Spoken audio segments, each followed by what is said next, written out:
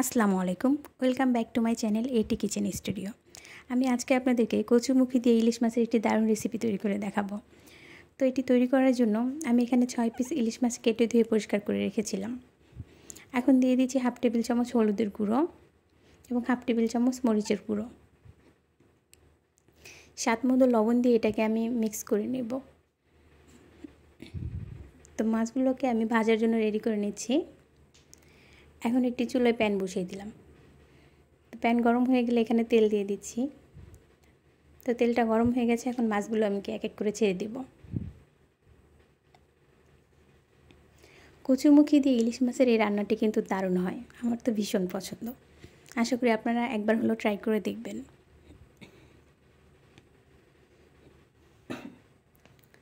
তো মাছগুলোকে আমি ভেজে নিয়েছি, এখন মাছগুলো তুলে নিব। মাছ ভাজার যেই তেল, এই তেলটা দিয়ে আসলে আজকে আমরা রান্নাটা করব, কারণ মাছ ভাজার তেল থেকে একটা সুন্দর স্মেল আসে এবং এটা দিয়ে রান্না করলে খেতে ভালো হয়। এখন দিয়ে দিচ্ছি পেঁয়াজ কুচি। তো পেঁয়াজ কুচিটাকে হালকা একটু নাড়াচাড়া করে নিব। এখন দিয়ে দিচ্ছি রসুন কুচি।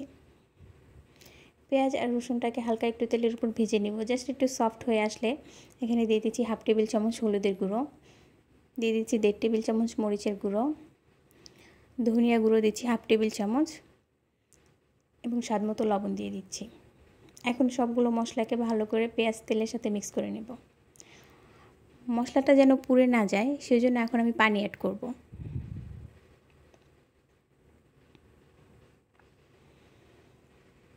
অল্প একটু পানি দিয়ে মশলাটাকে ভালো করে কষিয়ে নিব। তো মশলাটাকে কিছুক্ষণ সময় নিয়ে আমি কষিয়ে নিয়েছি। এই তো মশলাটা কষানো হয়ে গেছে। এখানে আমি কচুরমুখীগুলোকে কেটে রেখেছিলাম।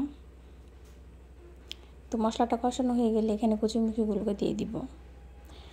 এখন মশলার সাথে এটাকে ভালো করে মিক্স করে নিব, একটু নাড়াচাড়া করে ভালো করে মিশিয়ে দিচ্ছি। ইলিশ মাছ দিয়ে কচুরমুখীটা এভাবে রান্না করলে কিন্তু খেতে দারুণ হয়। আপনারা যদি কেউ ট্রাই না করে থাকবেন তাহলে অবশ্যই ট্রাই করবেন। তো এটাকে আমি ঢাকনা দিয়ে ঢেকে দিব। কিছুক্ষণ পর ঢাকনাটা তুলে আবার একটু নাড়াচাড়া করে দিচ্ছি। দেখতে পাচ্ছেন তেলটা উপরে চলে এসেছে। এই কচুরমুখীটা থেকে কিন্তু কোনো পানি ছাড়বে না। যেহেতু এটা থেকে পানি ছাড়ে না, তো নিচে থেকে লেগে যাওয়ার চান্স আছে। তো আমরা এখানে অল্প একটু পানি দিয়ে এটাকে ভালো করে কষিয়ে নিব। এই যে আমি অল্প একটু পানি দিয়ে দিচ্ছি, জাস্ট অল্প একটু, এটা কষাতে যতটুকু পানি প্রয়োজন হয়। তো কিছুটা পানি দিয়ে একটু ভালো করে নাড়াচাড়া করে সবগুলো মিক্স করে এখন আমি ঢাকনা দিয়ে দিব কিছুক্ষণ কষানোর জন্য। তো ফিরে আসছি কিছুক্ষণ পর, ঢাকনাটা তুলে নিচ্ছি। এই যে দেখতে পাচ্ছেন কষানোটা প্রায় হয়ে এসেছে, কারণ উপর থেকে তেল ছেড়ে দিয়েছে। তো আমার এটা কষানো হয়ে গেছে, এখন আমি পানি অ্যাড করব। আপনারা যে যেরকম ঝোল রাখতে চান সেই অনুযায়ী পানি অ্যাড করবেন। তো আমি এখানে পানি দিয়ে দিয়েছি। এখন একটু ভালো করে নাড়াচাড়া করে ঢেকে দিব। ঢাকনা দিয়ে এটাকে কিছুক্ষণ রান্না করে নিয়েছিলাম। তো কিছুক্ষণ পর দেখতে পাচ্ছেন বলক চলে এসেছে। আমি এটাকে আরও কিছুক্ষণ রান্না করে নেব। ঢাকনা দিয়ে আরও কিছুক্ষণ রান্না করে নিয়েছি। দেখতে পাচ্ছেন ঝোলটাও কিছুটা কমে এসেছে। এই পর্যায়ে আমি মাছগুলোকে অ্যাড করে দিব।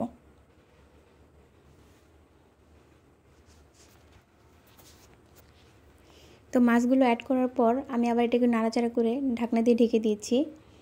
মাছগুলো অ্যাড করার পর বেশি সময় নিয়ে এটা রান্না করার প্রয়োজন নেই। মাছগুলো অ্যাড করার পর কিছুক্ষণ আমি রান্না করে নিয়েছি। আমার কচুরমুখীগুলিও পুরোপুরি সিদ্ধ হয়ে গেছে এবং ঝোলটাও পারফেক্ট হয়েছে। তো এই পর্যায়ে আমি চুলাটা অফ করে দিচ্ছি, কারণ আমার রান্নাটা এই পর্যায়ে শেষ। দেখতে পাচ্ছেন কেমন এসেছে তরকারি কালার। আপনাদের কাছে আমার একটা রিকোয়েস্ট, যদি আমার ভিডিওটা ভালো লাগে প্লিজ একটা লাইক দিয়ে দিবেন এবং আমার চ্যানেলটা সাবস্ক্রাইব করে আমাকে সামনের দিকে যাওয়ার জন্য উৎসাহ দিবেন। ধন্যবাদ সবাইকে।